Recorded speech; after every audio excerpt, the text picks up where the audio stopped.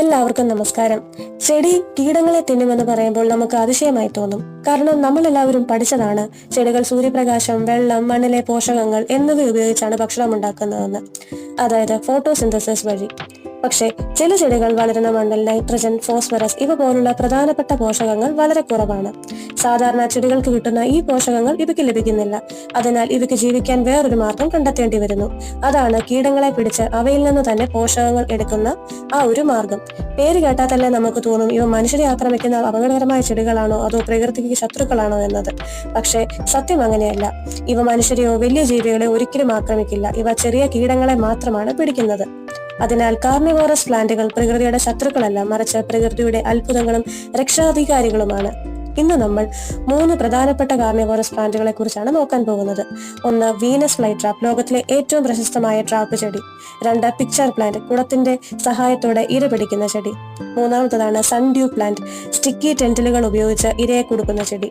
ഇവയാണ് Venus fly trap, ലോകത്തിൽ തന്നെ ഏറ്റവും പ്രശസ്തമായ കാർണിവോറസ് പ്ലാന്റ്. ഇവയുടെ ഇലകൾ ട്രാപ്പ് പോലെയാണ്, 2 ഭാഗങ്ങളായി തുറന്നു കിടക്കുന്നു. നടുവിൽ ചെറിയൊരു ട്രിഗർ ഹെയർസ് ഉണ്ട്. ഒരു കീടം ട്രാപ്പിനുള്ളിലേക്ക് കടക്കുമ്പോൾ ഒരിക്കൽ മാത്രം തൊട്ടാൽ ട്രാപ്പ് അടയില്ല.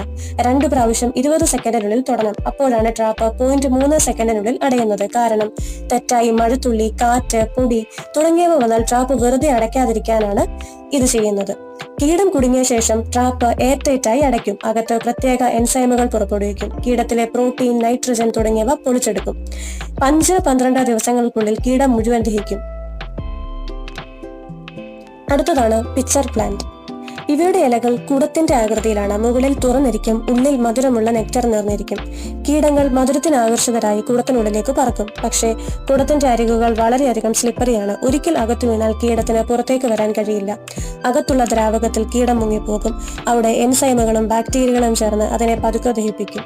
വലിയ പിക്ചർ പ്ലാന്റുകളുടെ കുടം വളരെ വലുതായിരിക്കും. ചില സ്പീഷീസുകളിൽ തവളകൾ, ചെറുപല്ലികൾ, ചിലപ്പോൾ ചെറിയ എലികൾ വരെ കുടുങ്ങിയതായി കണ്ടെത്തിയിട്ടുണ്ട്. പിക്ചർ പ്ലാന്റുകൾ കൂടുതലായി മഴക്കാടുകളിലും മലഞ്ചെരിവുകളിലും കാണപ്പെടുന്നു. ഇവയാണ് സൺഡ്യൂ പ്ലാന്റ്, ലോകത്തിലെ തന്നെ ഏറ്റവും വലിയ കാർണിവോറസ് പ്ലാന്റുകളുടെ ഗ്രൂപ്പാണിത്. 200-ലധികം സ്പീഷീസുകളുണ്ട്. സൺഡ്യൂയുടെ ഇലകളിൽ ചെറിയ ചെറിയ ടെന്റക്കിൾസ് ഉണ്ട്. ഓരോ ടെന്റക്കിളിന്റെയും അറ്റത്ത് തേൻ പോലൊരു സ്റ്റിക്കി ലിക്വിഡ് നമുക്ക് കാണാം. സൂര്യപ്രകാശത്തിൽ ഇത് മിന്നും. അതിനാലാണ് സൺഡ്യൂ എന്ന പേര് വിളിക്കുന്നത്. ഒരു കീടം സ്റ്റിക്കി ലിക്വിഡിൽ ഇറങ്ങുമ്പോൾ അത് കുടുങ്ങിപ്പോകും. പിന്നീട് ടെന്റക്കിളുകൾ പതുക്കെ അടയ്ക്കും. 30 മിനിറ്റിൽ നിന്ന് 1 മണിക്കൂർ വരെ എടുക്കും കീടത്തെ മുഴുവൻ പൊതിയാൻ. എൻസൈമുകൾ പുറത്തുവിട്ട് കീടത്തെ ദഹിപ്പിക്കും. പോഷകങ്ങൾ പ്ലാന്റിലേക്ക് കടക്കും. ഈ വീഡിയോ നിങ്ങൾക്ക് ഉപകാരപ്രദമായി എന്ന് ഞാൻ വിശ്വസിക്കുന്നു. ആൻഡ് ഇതുപോലുള്ള കൂടുതൽ ഇൻട്രസ്റ്റിംഗ് ഫാക്ട്സ് ആൻഡ് വീഡിയോസിനായി ഈ ചാനൽ ഒന്ന് സബ്സ്ക്രൈബ് ചെയ്യണേ. താങ്ക്